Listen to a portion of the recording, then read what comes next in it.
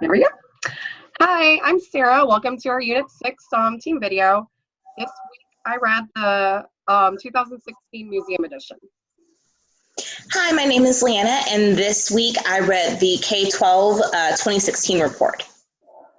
And I'm Manda, and I read the 2017 NMC Technology Outlook for Chinese Higher Education.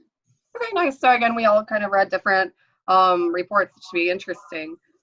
So my report focused on key trends accelerating technology adoption in museums, and I hadn't read any of the museum reports prior the other week, so this was really interesting to me. As I was reading my report, one of the things that really stood out to me as far as like how the standards align was the innovative designer, where students use a variety of technologies within a design process to identify and solve problems by creating new, useful, or imaginative solutions. And so the report was talking about how several years ago, when you'd go into a museum, they would usually say no cameras, no, you couldn't take any pictures, nothing like that. But like pretty much everyone that walks into a museum nowadays has a phone that has a camera. And so it's really hard for them to enforce the bans of taking pictures. And instead, museums are now embracing those devices and encouraging people to snap pictures and post on social media and encourage museum visits. I was just thinking about, like, in the classroom, if we teach children and give them opportunities to explore a variety of technologies, instead of discouraging that use, maybe children might be, again, thinking more creatively and even feel empowered to try different things instead of always relying on teachers to tell them what to do. And even thinking about, like, if a kid's using their device and they say, hey, I want to try this, instead of saying, oh, no, it's not in the curriculum, we can't do that, we have to wait, just not discouraging it and see where they go. And it'd be interesting to see how creative and how out of the box children could begin thinking. What did y'all find about how, as far as your report and aligning to the standards? My report aligned really well to the systematic improvement. I had a lot in my report about makerspaces, and I feel like every time something comes up, it's like makerspace, makerspace, makerspace. So this time I wanted to focus on looking at the online learning. So my district has Schoology. And even though I know we've talked about this before, students may not always have access to this at home. The fact is that we have to get them used to being in an online learning environment while they're currently in school with us. So if that means maybe once or twice a month, you're going into the computer lab to give it a try. We just need to really hammer in the fact that students need the exposure with online learning environments. And one of the ways that my administration gets involved to help that happen, we're a Title I campus and we have Communities in Schools.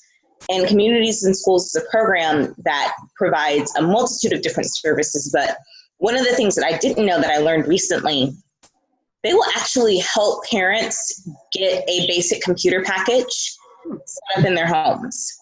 They'll provide assistance with getting low cost, like $10 a month internet, just a really basic internet program. And they'll even help you with assistance with your utilities, lights, gas, and water. So that's a service that we have on campus to help bridge the gap between students who may not have access to that technology with students who do, and having the program itself. Not every school is going to have a makerspace. Even my school, our makerspace is only a year old. It's brand new. But online learning is something that each district can do. And we can have different ways on campuses with resources that can help parents and students, because they even help with like parent internet classes. Oh, wow, that's really cool. Yeah, so I kind of did a little research before we left school for spring break and kind of asked around, because I did really want to know more about how we could bring technology and kids together in a way that won't require them to like walk around their neighborhoods at night, which is really dangerous. So that was something that really aligned to the standards for me. Nice. So mine was higher education. So it went a bit further with what Leanna was talking about. And it talked about these virtual and remote laboratories and how these students can have access to more tools without exposing them to potentially dangerous materials and processes. So I thought that was so cool, because I hadn't even thought that. I know we're not there yet, but I didn't realize other people were quite where they are in this whole process. So it was really neat to see that. And that goes along with Leanna's whole idea of online learning. Mm-hmm. That's really cool. Leanna, that's really neat about how your school is doing that. My school will offer like ESL classes, trying to get parents, learning English, because a lot of our parents don't speak English. And so it's really cool to see how schools are trying to, cover or bridge the gap where our, families are lacking.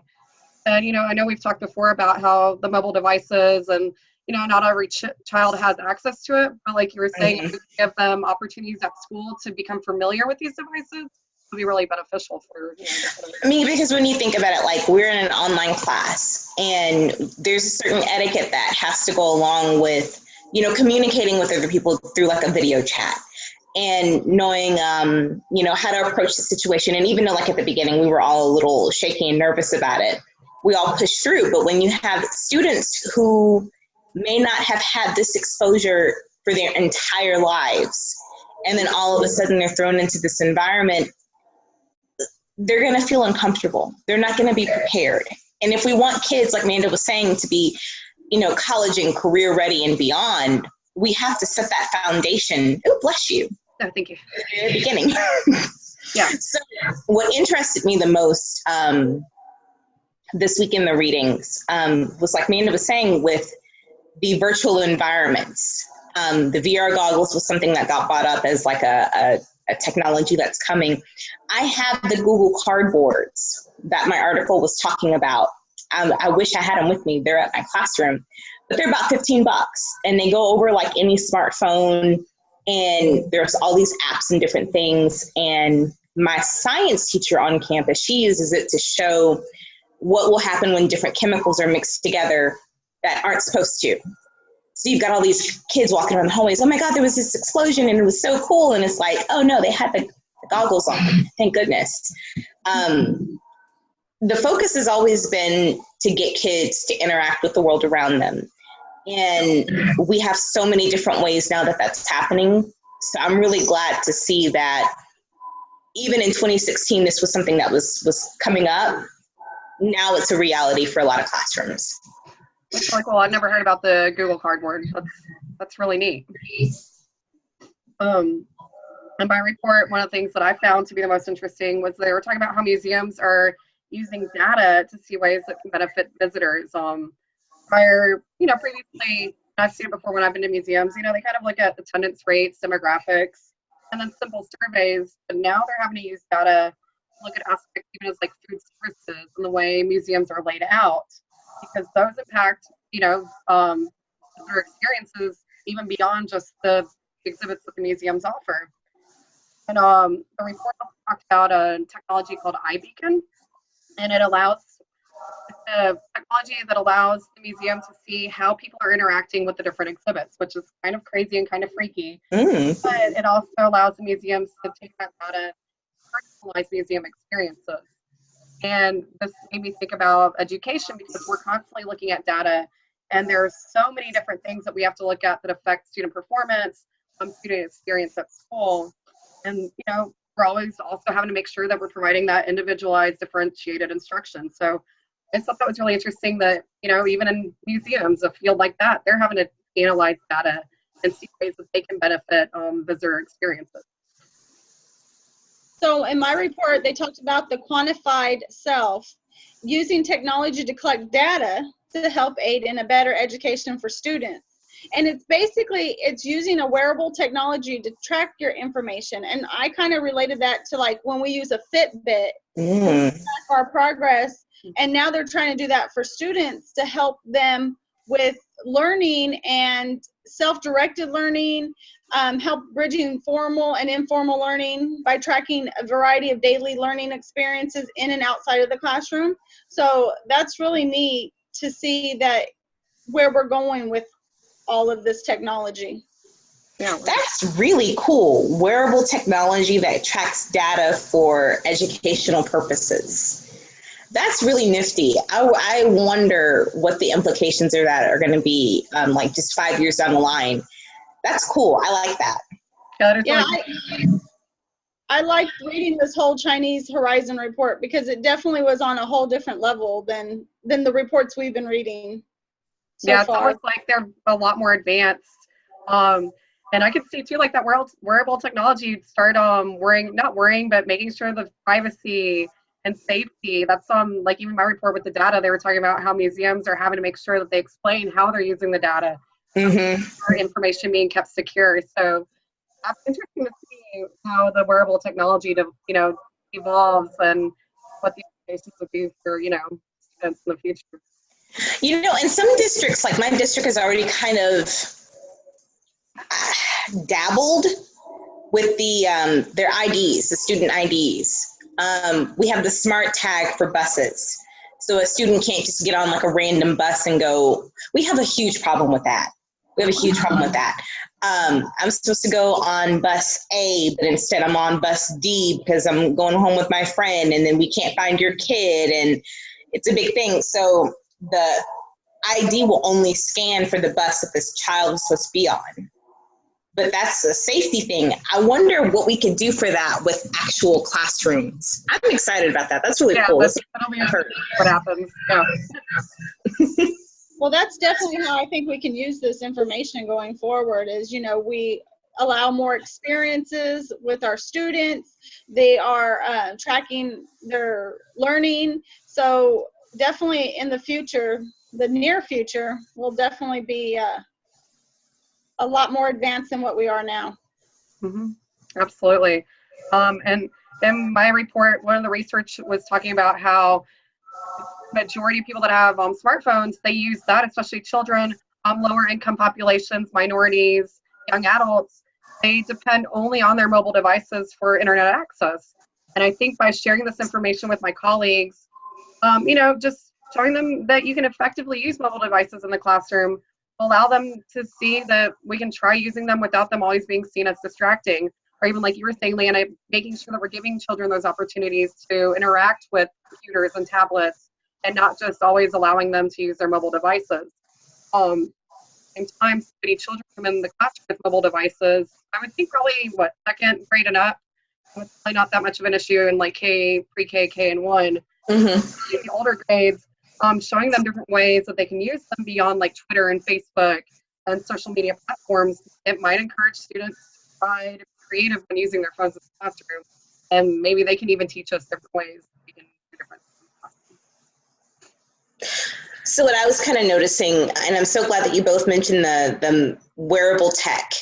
As teachers, when we have a Fitbit, we don't think, oh, this Fitbit is going to take the place of my blah, blah, blah, blah, and I'll never, for example, admire a beautiful watch again. Mm-hmm. One doesn't replace the other. And we have to understand that just because we have technology doesn't mean that we're replacing traditional learning. Rather, we should be taking it all together. And I really feel like more of my colleagues need to take a chance in having technology in the classroom. And since I've been in this class, every time something new pops up and I bring it back to my team, I say, try it. Just try it once with your classroom. So even the most anti-tech teachers on my team have been doing it at least once a week. And that's something that's really kind of helped them to be more comfortable with using this tool. It's a tool. And that's what teachers and students need to realize is that technology is a tool. It's not a replacement. Just because you have a tool that can hammer as hard, twice as fast, doesn't mean that you still don't need to have the know-how of where the nail should be placed. Mm-hmm. So as a teacher, we have to even be okay with knowing that the technology that we're given isn't always the technology that we want. but how can we use it to meet our needs? Absolutely. That's interesting to talk about that, because even if, I think maybe it's more, I mean, there are plenty of teachers that are kind of resistant to using technology. Sometimes it might seem like it's more the ones that have been in the classroom for longer periods of time, where when it started out, there wasn't a lot of technology, and that's, change is hard, and it's hard to try different things that you haven't tried before. So I think that's really cool that, you're like, just try it. Worst case scenario, they're not going to like it. Best case scenario, they're like, oh my gosh, this is amazing. Let me add this as a supplement to my lesson. My kids are my best guinea pigs. We try it. If it works, cool, we keep using it. If it doesn't work, then we stop using it. Especially for things that like I have to pay for. I'm like, okay, do you like this? I really wanted class craft a couple of years ago. Actually last year. And I had my kids try it and we all played with it and they were like, it's not worth you paying $30 a month for this. And I was like, okay, cool. Right, done. Well, that sounds great, guys. All right. Well, this has been, I really like this discussion again this week. Again, we've become more comfortable, and kind of sad it's our last one, but. I know. But, almost makes you wish it was our 16-week class. Right? Yeah, it's just becoming more comfortable and learning more and more. Yeah. Well, y'all have a great spring break. Yes. You too. Y'all. Bye. Bye. Bye.